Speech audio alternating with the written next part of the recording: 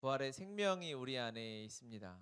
부활은 역사적인 한 순간의 사건이기도 했지만 그것은 지금도 동일하게 우리 안에 계속해서 일어나는 새로운 사건이기도 합니다. 부활이 있기 위해서는 부활 이전에 죽음이 선행되어야 되죠. 죽지 않고 부활하는 자는 없지요. 우리가 부활 생명을 누리고 있다라는 것은 우리가 주님 안에 우리의 옛 자아가 완전히 죽었음을 의미하는 것입니다. 성령이 여러분 안에 계심을 믿으십니까? 예수님이 여러분 안에 사심을 믿으십니까? 아멘. 그것은 여러분이 그리스도와 함께 죽었음을 의미하는 것입니다.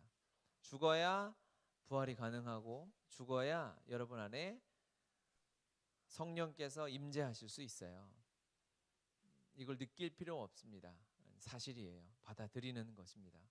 내가 느껴지고 내 감정으로 내 머리로 막 마음이 뜨거워져야 성령이 내 안에 계시는 것이 아니라 그것은 그냥 사실인 거예요.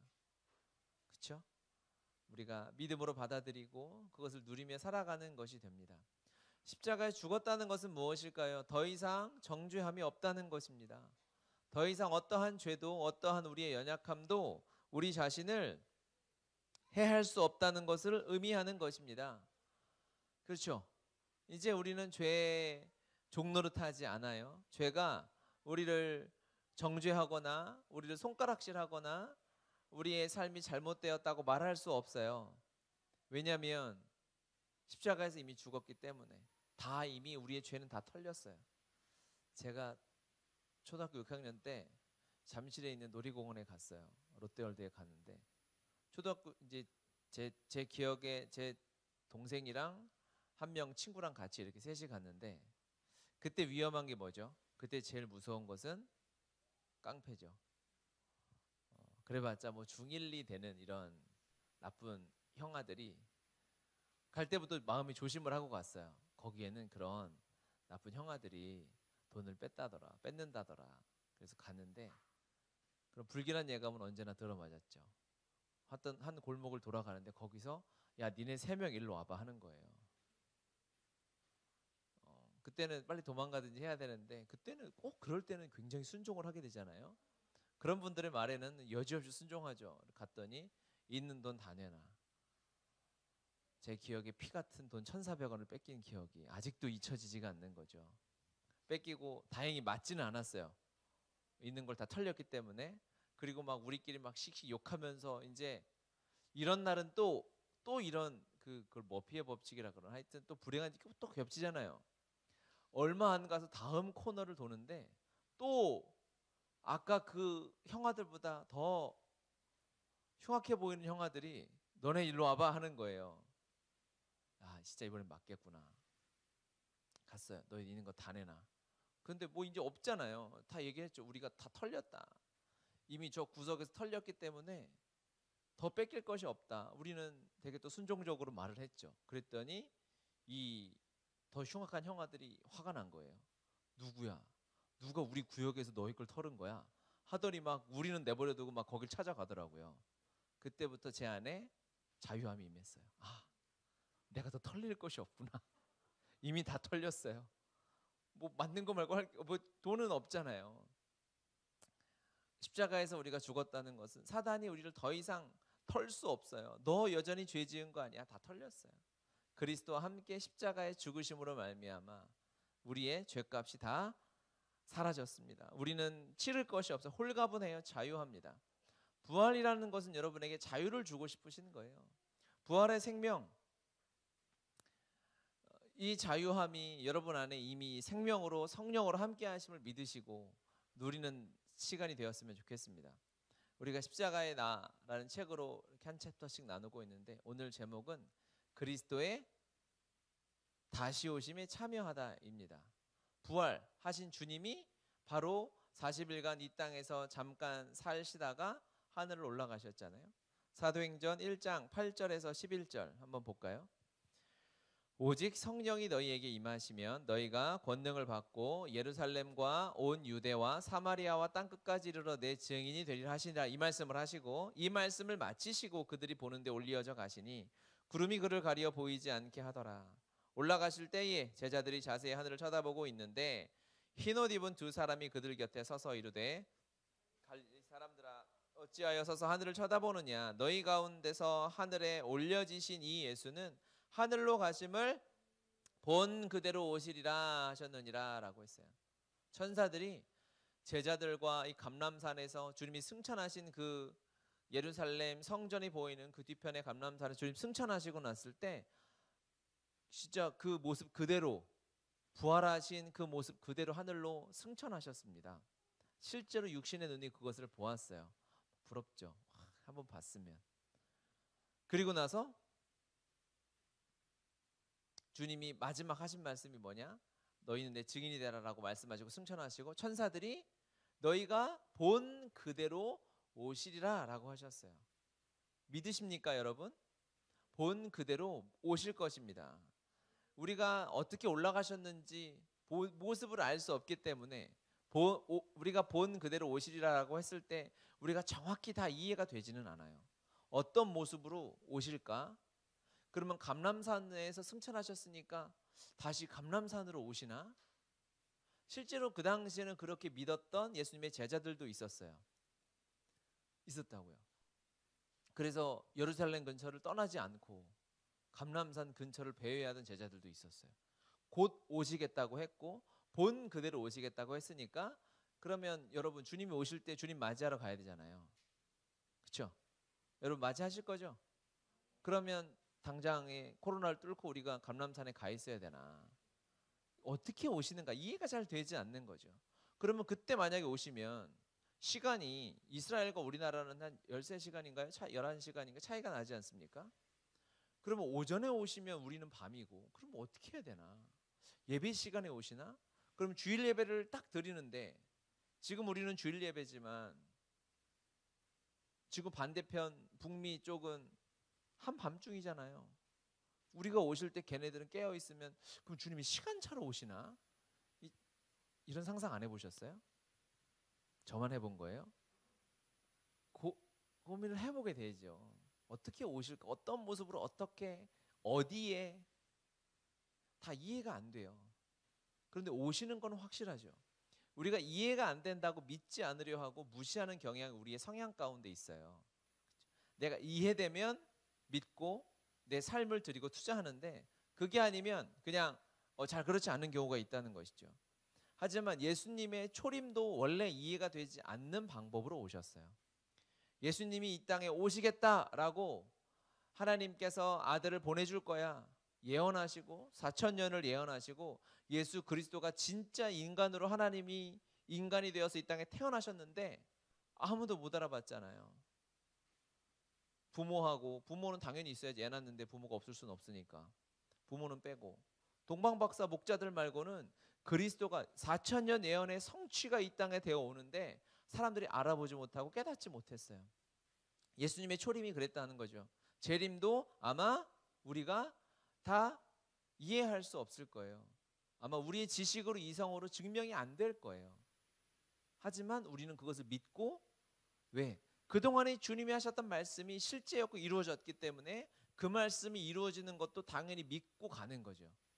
그건 사실이었어요. 우리의 삶으로 주님의 말씀이 증명되고 있잖아요. 그렇죠? 내일 일은 증명을 할 수가 없어요. 여러분 내일 밥 먹을 거죠? 너무 당연한 사실이잖아요. 증명해 보세요. 너무 확실하죠? 흔들림 없는 굳건한 믿음이 있지 않아요, 여러분? 나는 내일도 밥을 먹을 거다. 누가 증명해봐라 하지 않아도 너무 당연한 사실인데 왜? 우리는 먹고 살았고 그것이 우리의 삶이고 그렇게 이루어져 왔기 때문에 주님이 다시 오시는 내일의 사건 1년 뒤에 10년 뒤에 언제 일지 알지 모르지만 주님이 그동안 우리의 삶에 행하셨던 이 신실하신 일들이 너무 사실이고 실제였기 때문에 우리는 그것을 믿고 준비하는 삶을 사는 거예요. 할렐루야. 주님이 다시 오실 때에는 어떠한 일이 일어나는가? 우리의 몸의 부활이 있을 것이다. 이렇게 말하죠. 고린도전서 15장 51절에서 54절. 보라 내가 너희에게 비밀을 말하노니 우리가 다 잠잘 것이 아니요 마지막 나팔의 순식간에 홀연히 다 변화되리니 나팔 소리가 나매 죽은 자들이 썩지 아니할 것으로 다시 살아나고 그렇죠? 우리도 변화되리라. 살아있는 우리도 이 썩을 것이 반드시 썩지 아니할 것을 입겠고 이 죽을 것이 죽지 아니함을 입으리로다. 이 썩을 것이 썩지 아니함을 입고 이 죽을 것이 죽지 아니함을 입을 때에는 사망을 삼키고 이길이라고 기록된 말씀이 이루어지리라. 아멘. 그 마지막 날 주님의 재림의 때에 우리의 몸에 부활이 있을 것입니다. 할렐루야. 어떻게 부활될까요? 막 또 상상을 많이 해봐요. 돌아가신 분 어떤 부활이 있을까? 어느 나이로 돌아가야 영화로운 하나님의 피부가 팽팽할 때, 우리가 건강할 때, 아프지 않을 때, 당연히 육신의 아픔과 고통은 없겠죠. 물론 이것도 다 이해할 수 없고 우리가 이제 누리고 경험할 때만 알게 되겠지만 정확한 것은 무엇이냐? 우리의 몸의 부활이 있을 것이다 라는 것이죠. 죽은 자들도 다 일어나게 되는 것입니다. 하나님은 우리의 몸을 당신의 말씀으로 하나님의 형상으로 빚으셨잖아요.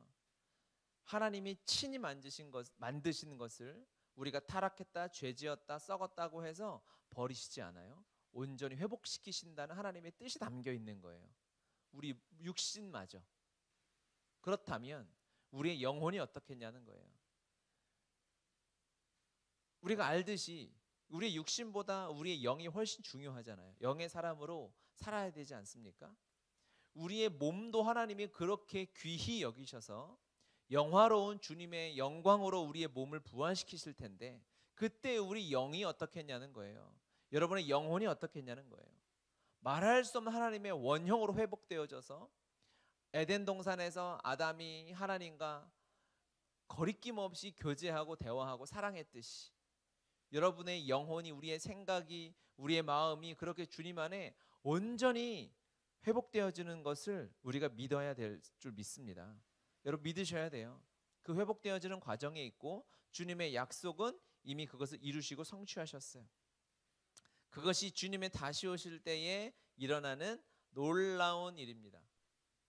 제자들은 이것이 언제 이루어지나를 굉장히 궁금해했어요. 그래서 마태복음 24장, 25장은 마지막 때에 대한 증거와 어떠한 그 마지막 때 어떤 징조가 일어날 것인지가 마태복음 24장에 쫙 나오죠. 25장에는 그렇기 때문에 너희들이 준비해라 라고 하면서 열처녀의 비유라든지 달란트를 맡긴 그 비유라든지 이런 비유들이 나오면서 마지막 때를 준비해야 될 것에 대해서 나오는데 이 등을 준비한 열처녀의 비유를 제가 조금 쉽게 세번역으로 적어놨는데 한번 읽어볼까요? 그런데 하늘나라는 저마다 등불을 들고 신랑을 맞으러 나간 열처녀의 비기일 수 있을 것이다. 그 가운데서 5은 어리석고 5은 슬기로웠다. 어리석은 처녀들은 등불은 가졌으나 기름은 갖고 있지 않았다. 그러나 슬기로운 처녀들은 자기들의 등불과 함께 통에 기름도 마련하였다. 신랑이 늦어지니 처녀들은 모두 졸다가 잠이 들었다. 그런데 한밤중에 외치는 소리가 났다. 보아라, 신랑이다. 나와서 맞이하여라. 그때 그 처녀들이 모두 일어나서 제 등불을 손질하였다. 미련한 처녀들이 슬기로운 처녀들에게 말하기를 우리 등불이 꺼져가니 너희 기름을 좀 나누어 다오 하였다. 그러나 슬기로운 처녀들이 대답을 하였다. 그렇게 하면 우리에게나 너희에게나 다 모자랄 터이니 안 된다. 차라리 기름 장수들에게 가서 사서 써라. 미련한 처녀들이 기름을 사러 간 사이에 신랑이 왔다. 준비하고 있던 처녀들은 신랑과 함께 혼인잔치에 들어가고 문은 닫혔다. 신랑이 올 것을 알고 한밤중에 올 수 있으니, 그렇죠? 기름을 준비하고 이 사람들이 매일 밤새고 있었던 것이 아니라 기름을 준비한 처녀들도 잠을 자고 있었어요. 잠은 자야죠. 자기의 하나님이 주신 일과 생활 그것들은 하지만 기름을 가까이 두고 있었다는 것은 그 처녀, 열처녀들, 이 신부의 마음을 이야기하는 것이죠. 주님이 올 것인지 궁금해하는 이 제자들에게 그 때를 궁금해할 것이 아니라 너희의 마음을 준비하고 있어라. 그날이 언제가 될지 모르기 때문에 항상 준비하는 삶을 사는 것이에요. 그러면 준비하는 자에게 그날은 축복인가요? 그렇죠. 준비하지 않은 자에게 그날은 심판의 날이 됩니다. 그런데 주님의 다시 오심을 기다리는 자에게는 축제의 날이 되는 거예요. 준비하지 않은 이 열처녀는 문이 닫혀버렸죠. 다섯 처녀는. 그렇죠? 준비하고 있던 이 다섯 처녀는 드디어 기다리고 고대하던 신랑을 맞는 날이 된 거예요. 여러분 준비하고 계십니까? 주님의 다시 오심을 준비하고 계시지요? 우리가 주님의 다시 오심을 준비함으로 예배하고, 주님의 다시 오심을 준비함으로 가정생활을 하고, 주님의 다시 오심을 준비함으로 직장생활을 하는 거 아니겠어요? 그 중심을 놓쳐서는 안 되는 거예요. 하나님 우리에게 생명 주셨고 신랑 되신 그리스도를 기다리는 신부의 사명이 우리 그리스도인에게 가장 큰 사명이요 가장 큰 소원인 줄 믿습니다. 아멘. 그 일을 준비하는 시대를 우리가 살아가고 있어요. 그 일, 그렇죠? 주님의 이 부활로 말미암아 시작된 역사는 무엇이냐면, 이제 부활하심서 우리가 말씀을 읽었죠. 부활하셨어요. 이제 죽음에서 이기시고 천국으로 승천하셨습니다. 주님의 승천이 우리의 승천이 되었죠. 그리고 승천하시면서 주신 마지막 메시지는 이제 내가 다시 올 것이다 라고 하셨습니다. 다시 오는 이 일이 시작되어진 거예요. 주님은 천국에 올라가서 이제 쉬시다가 시간이 되면 다시 간다는 것이 아니라 주님의 다음 미션은 무엇일까요? 다시 오시는 거예요. 아시겠죠? 한 챕터가 십자가의 사역으로 한 챕터가 끝났어요. 그렇죠? 그 다음 챕터는 부활하시고 승천하시는 한 챕터가 있겠죠. 그리고 승천으로 이제 그 챕터가 끝났어요. 그 다음 챕터는 무엇일까요? 이 땅에 승천 이후에 다시 오시는 것이 주님의 시간표에 남아있는 거예요.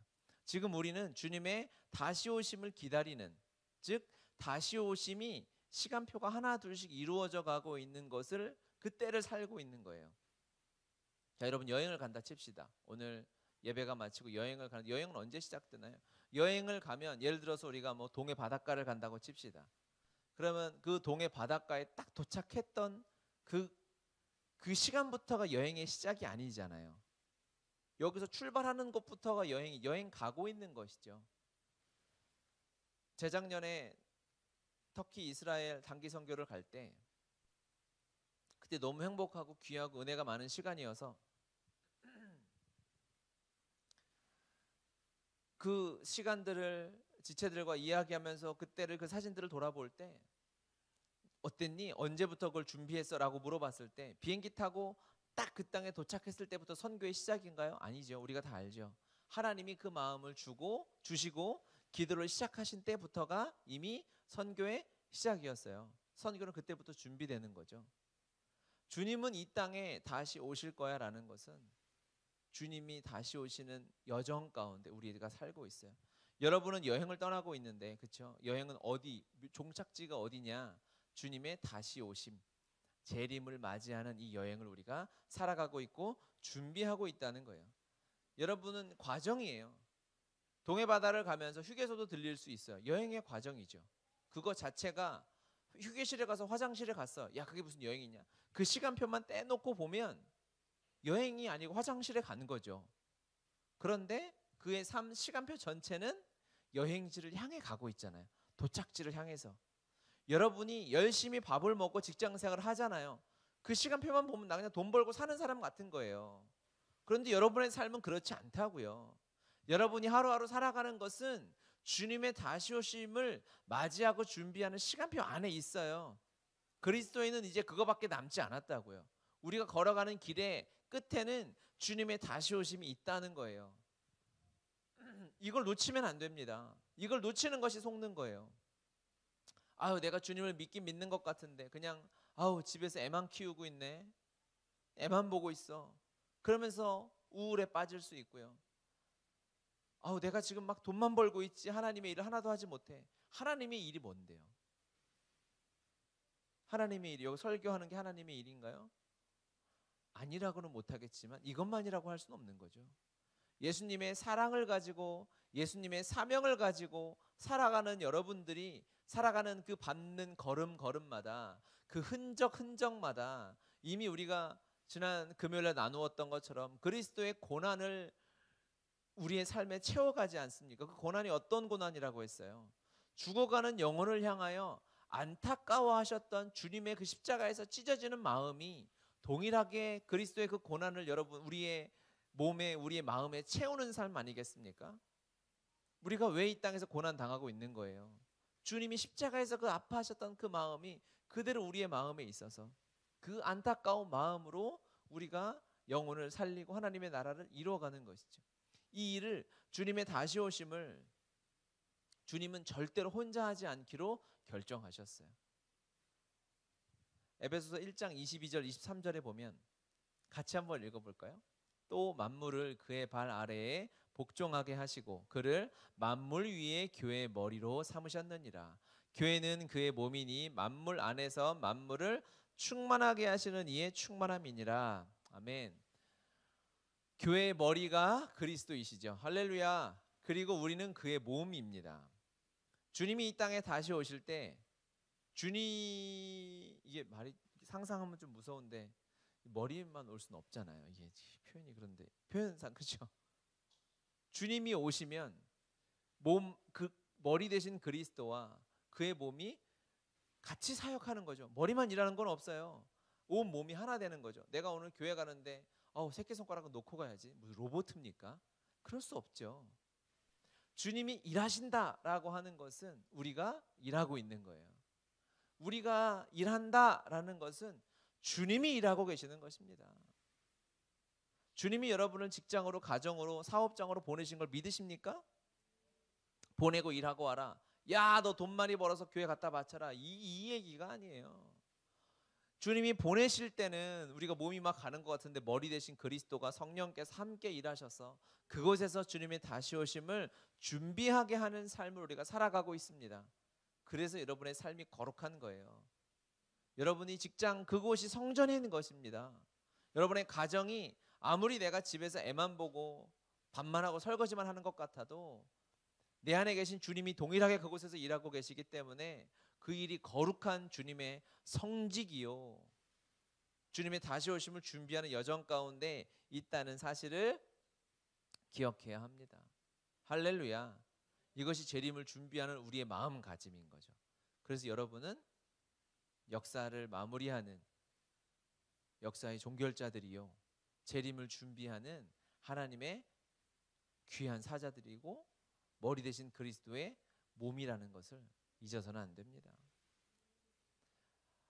아까 읽었던 말씀이죠. 이 말씀을 마치시고 그들이 보는데 올리어져 가시니 주님이 승천하시는 모습입니다.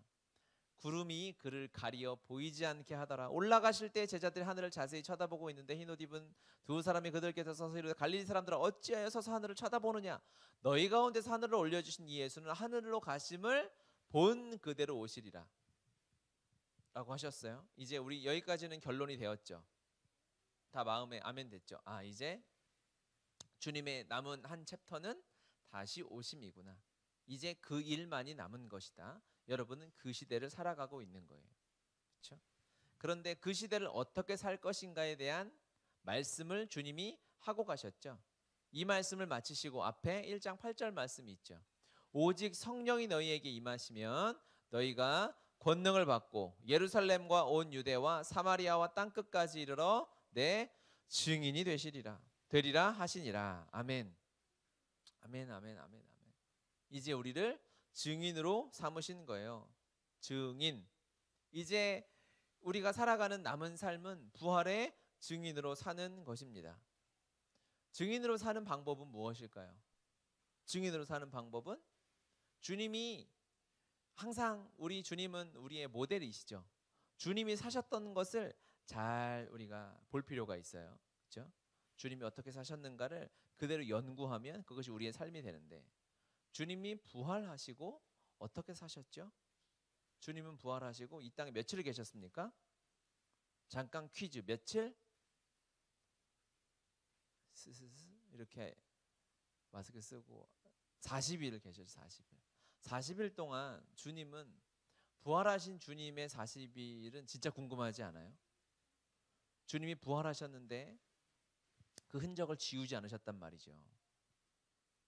죽은 그 모습 그대로, 하지만 영광의 광채의 육신을 입고 말할 수 없는 신비의 몸을 가지시고 영화롭게 되신 거죠. 그리고 이 땅에 40일을 사시는데 40일 동안 주님이 베드로를 불러놓고 새로운 더 기적을 보여주실 수 있잖아. 하나님이신데. 그런데 하셨던 거 그대로 그냥 하셨어요. 베드로를 불러놓고 먹이시잖아요. 기도하는 가운데 찾아가시지 않습니까? 특별한 기적을 보여주신 것이 아니라 부활하신 주님은 그냥 부활의 증인으로 다니셨어요. 돌아다니셨어요. 부활의 생명을 가진 사람들은 잘 돌아다니면 되는구나 라는 걸 깨달았어요. 너무 단순한 진리인가요? 말씀 읽어볼까요? 내가 받은 것을 먼저 너희에게 전하였노니 이는 성경대로 그리스도께서 우리 죄를 위하여 죽으시고 장사 지낸 바 되셨다가 성경대로 사흘 만에 다시 살아나셨죠. 그리고 뭐 하셨냐? 이제 부활하시고 뭐 하셨냐? 게바에게 베드로죠. 후에 12제자에게와 그 후에 500의 형제에게 일시에 보이셨나니 그 중에 지금까지 대다수는 살아있고 어떤 사람은 잠들었으며 그 후에 야고보에게 보이셨으며 그 후에 모든 사도에게와 맨 나중에 만삭되지 못하여 난 자 같은 내게도 보이셨느니라. 바울에게도 보이셨느니라. 부활하셨으면 즉 부활의 생명을 가지고 계시고는 할 일이 뭐냐? 그냥 다니는 거예요. 내가 부활했는데 뭘 자랑하고 설명할 필요가 있어요. 죽은 옛 자아가 확실해요. 그리고 부활의 생명이 정확하면 누구를 만나든지 그것이 증인의 삶 아니겠어요? 부활했는데 뭘 자랑하겠습니까? 부활의 기쁨보다 더 큰 기쁨은 우리에게 없어요. 우리가 성경을 몰라서도 아니고요. 우리가 담대함이 없어서 전도 못하는 것도 아니고 우리에게 그런 능력이 흘러가지 않고 복음의 통로가 되지 못하는 것이 아니고 진정한 우리의 삶을 통해서 복음의 능력이 나타나지 못한 이유는 이 부활의 기쁨이 이 부활의 생명에 내가 더 집중하지 못하고 이것을 누리지 못하고 살아가고 있기 때문에 그렇습니다. 죽었다는 것은 말할 수 없는 고통인 것이죠. 그런데 그 죽음에서 구원받았다는 것은 자랑하고 생각하고 나누고 나누어도 신기하고 새로운 하나님의 생명이요 그분의 능력이고 우리의 축복인 줄 우리는 믿어야 합니다. 여러분 그 삶으로 우리가 돌아가야 돼요. 살아내야 돼요. 예수님을 처음 만났을 때 그 감격 자랑하지 않고는 견딜 수 없었던 저 아는 목사님 중에 한 분은 이 부활의 기쁨에 감격해서 그분의 간증을 오랜만에 다시 제가 이렇게 보면서 다시 저의 삶과 이 부활의 증인으로서 내가 누렸던 이 감격이 내 안에 여전히 살아있는가? 좀 무뎌지진 않았는가? 돌아보고 점검하게 됐어요. 그분 예수님을 처음 불신자로 살다가 이제 제가 있던 선교단체에서 사형리를 통해서 예수님을 만났어요. 예수님을 믿었어요. 그리고 이게 너무 신기하고 너무 놀라웠던 거예요. 매일 복음을 전하러 다녔던 거예요. 매일. 그런데 막 비가 오고 그런 날은 사람을 만날 수가 없잖아요. 그때는 이제 공중전화가 삐삐 이런 게 있던 시절이어가지고 공중전화에 가서 그냥 아무 번호나 눌렀대요. 그럼 누가 받을 거 아니에요? 안녕하세요. 저는 예수님을 믿는 누군데요. 사형리에 대해 들어보셨습니까? 전하지 않고는 견딜 수 없는 기쁨이 부활한 자의 마음에는 있는 거예요. 제가 복음을 만나고 동일한 그 감격이 제 안에 넘쳐났거든요. 아파트 엘리베이터를 타고 제가 내성적이잖아요. 낯가리고 막 그러잖아요. 비웃지 마시고 그랬어요. 그런데 저 어떻게든 이 사람과 대화를 터야 되겠는 거죠. 엘리베이터 몇 층 안 되니까. 그때는 제가 3층 살고 있을 때예요. 그 짧은 사이에 말을 트고 복음을 다 전할 수는 없으니 사형일을 다 전할 수 없으니 예수 믿으라고 교회 다니면 행복하다고 엘리베이터 탈 때마다 그 이야기를 하고 다녔어요. 우리가 만나는 사람마다 사형일 읽어줘라. 뭐 그것도 굉장히 감사한 일이고 좋은 일이지만 또 내 안에 계신 그리스도 때문에 내가 기쁨의 삶을 살고 환희에 찬 삶을 살고 영광스러운 삶을 산다면 그 은혜가 우리의 삶을 통하여 전해지고 흘러가게 될 줄 믿습니다. 우리가 구원하기 위한 가족들 그들에게 만날 때마다 사형리를 읽어주는 것이 구원의 방법이 되지는 않겠죠. 어떻게 살아야 되겠습니까? 가까이 살았기 때문에 오히려 더 내가 은혜의 감격 가운데 살아가고 기도하고 복음의 능력의 부활의 생명이 사로잡혀 있으면 그들의 닫혔던 마음도 열려지게 되는 것입니다. 직장생활 하면서 동료들의 마음을 여는 방법은 무엇일까요? 내가 하나님의 은혜, 즉 부활의 생명의 이 감격에 초점을 집중하고 살아가는 것이죠. 이것을 우리가 읽었던 본문 골로새서 3장 1절 2절에 이렇게 말씀하고 있어요. 그러므로 같이 읽겠습니다. 너희가 그리스도와 함께 다시 살리심을 받았으면 위의 것을 찾으라. 거기는 그리스도께서 하나님 우편에 앉아 계시느니라. 위의 것을 생각하고 땅의 것을 생각하지 말라. 한 절 날라갔네요.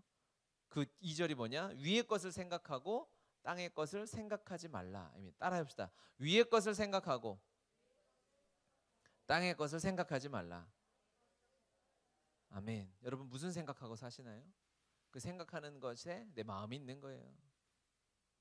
그렇죠? 주님의 다시 오심을 준비하는 자는 부활의 생명이 내 안에 감격에 차 있는 사람은 주님의 다시 오심을 준비하고 생각하며 그 자가 고난도 버티고 어려움도 이기고 고통을 감내할 힘이 생기는 것입니다. 그 일이 내가 살아가고 내가 하는 이 일이 조금 힘들지라도 주님이 나를 이곳에 보내셨고 주님이 나와 함께 하시고 이 사명이 주님의 다시 오심을 준비하는 것이기 때문에 내가 생각하는 것, 내가 무엇을 바라보고 있는가, 그것이 내 삶을 인도하고 내 삶을 이끌어가고 있는 거예요. 제가 아는 목사님 중에 한 분은 중고 이런 걸 되게 좋아해요. 그래서 같이 이렇게 얘기하다 보면은 이 스마트폰에 막 뭐가 떠요. 중고 차가 막 이렇게 떠요. 몇 년식 얼마 NF 소나타 어디에 나왔습니다. 계속 떠요. 그리고 막 얘기하고 있는데 계속 핸드폰이 당근당근 거려요. 막 이렇게 알람이 오대요. 항상 내가 싼 가격에 무엇을 사가지고 할까 생각하면 오직 그냥 그거예요. 그 생각하고 사는 거예요. 우리의 마음과 생각 속에 무엇이 있을까요? 사랑하는 주님이 여러분의 마음 가운데 좌정하고 계신 줄 믿습니다. 아멘, 아멘. 그것이 우리의 삶의 감사가 터져 나오게 하는 원동력 아니겠어요? 우리가 감사를 억지로 할 때가 있죠. 억지로 쓰는 데가 있는 것 같죠. 그때 확인되는 것이 내 안에 계신 그리스도인 거예요. 그리스도가 아니고 이걸 할 이유가 없는 거예요. 이 미련한 것을 왜 해요? 이 바쁜 시간에, 그 시간에 알바해서 돈이라도 더 벌지. 우리가 하나님 앞에 드리는 이 감사의 원천은 내 안에 계신 그리스도입니다. 내가 감사한다는 것은 주님을 생각한다는 것을 의미하는 것입니다. 주님을 생각한다는 것은 주님의 다시 오심을 묵상하고 준비하는 삶을 살아가고 있다는 것의 증거인 줄 믿습니다. 이제 4월이 되어서 우리의 감사방이 새로 개편되었어요. 지난 3개월 동안 엉터리로 했던 여러분의 옛 자아는 죽었어요. 이제 새로 시작할 수 있어요. 아무도 내 옛 방의 과거를 몰라요. 번호도 1번부터 시작한다는 거죠. 다시 시작하는 거예요. 부활했는데 할렐루야. 부활 생명은 매일 우리를 새롭게 하기 때문에 이것이 놀라운 것이죠. 부활 생명은 주님은 내 안에서요. 신학적으로나 성경적으로는 있는 말은 아니지만 여러분 체험적으로 알 거예요. 말씀을 묵상하면 우리가 매일 부활해요. 매일 아침마다 부활합니다.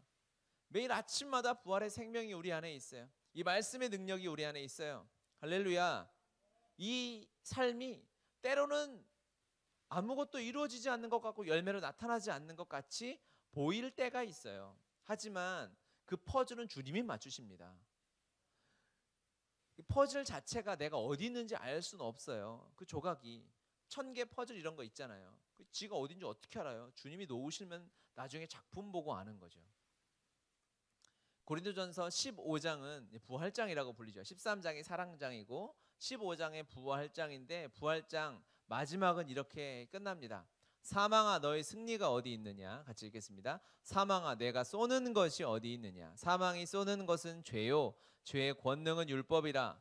우리 주 예수 그리스도로 말미암아 우리에게 승리를 주시는 하나님께 감사하노니 그러므로 내 사랑하는 형제들아 견실하며 흔들리지 말고 항상 주의 일에 더욱 힘쓰는 자들이 되라. 이는 너희 수고가 주 안에서 헛되지 않은 줄 알미라. 아멘. 여러분의 그 작은 수고와 헌신, 주님께 드리는 순종이 헛되지 않습니다. 엄청난 하나님의 이 역사의 마지막에 어마어마한 영광과 능력과 축복으로 다가올 주님의 다시 오심을 준비하는 퍼즐을 우리가 하나하나 놓아가고 있는 거예요. 그래서 여러분의 삶이 위대한 거예요. 금덩어리를 이루는 조각 하나하나는 금이거든요. 나누고 막 그 미세한 현미경으로 보면은, 여러분 금 현미경으로 보신 적 있어요? 없죠. 저는 또 과학을 전공했잖아요. 이렇게 본다고요. 순금을 보지는 못했어요. 금이 없어가지고. 그냥 금 반지 이런 거 이렇게 보면은 가까이 보잖아요. 그럼 안 보여요. 똑같아. 그리고 실험 같은 거 초미세 현미경으로 막 진흙 덩어리 있잖아요. 그거 보잖아요. 그러면 별 차이가 없어요. 그냥 시커멓고 불빛이 허해지고 구멍이 뽕뽕뽕뽕 뚫려 있잖아요. 그런 실험이 있어요. 가까이 보니까 이게 내 삶이 금덩어리 한 조각이거든요. 원래 다이아몬드 한 조각인데 하루하루 살아가는 삶을 보다 보니까 그냥 오늘도 사나보다, 답답하네, 그냥 하루 잘 버텼으면 된다, 이렇게 보이지만 퍼즐 놓고 보잖아요. 여러분 삶 어마어마하다니까요. 믿어요. 진짜 우리의 이 수고와 우리 한 걸음은 주님의 재림을 완성하는 그 걸음이요, 그 퍼즐이요, 그 수고요, 그 눈물이요, 그 헌신인 줄 믿으시길 바랍니다. 아멘. 크게 믿음의 비전을 이제 높은 곳에서 하나님 수준에서 보면 우리가 주님 오실 이 황금 카펫을 준비하는 삶을 사는 거예요. 여러분의 삶이, 여러분의 인생이 그렇게 시시하지 않다고요. 인간들은 그렇게 보고 사람들은 그렇게 봐도 뭐 위대한 삶은 뭐겠어요? 뭐 대통령 하면 위대한 삶이에요? 다 먹고 똥 싸고 똑같아요. 주님 안에, 비전 안에 예수와 함께 동행하며 살아가는 삶이 가장 위대하고 빛나고 찬란한 삶이다. 부활의 생명을 가진 자들이 살아가는 삶이 그 위대한 삶이다. 어느 누구도 우리의 삶을 평가할 수 없어요. 연봉 따위로 우리의 삶을 평가할 수 없고, 사람이 몇 명이 인정하느냐가 우리의 삶이 평가되어지지 않아요. 주님 안에 있는 삶, 그것이 가장 위대하고 영광스럽고 놀라운 삶을 살아가는 복된 여러분인 줄 믿습니다. 축복합니다. 위대하신 분들, 우리 서로에게 박수. 할렐루야. 아멘. 주님 감사합니다. 우리 한 번 더 부활하신 주님께 박수. 네, 주님 감사합니다.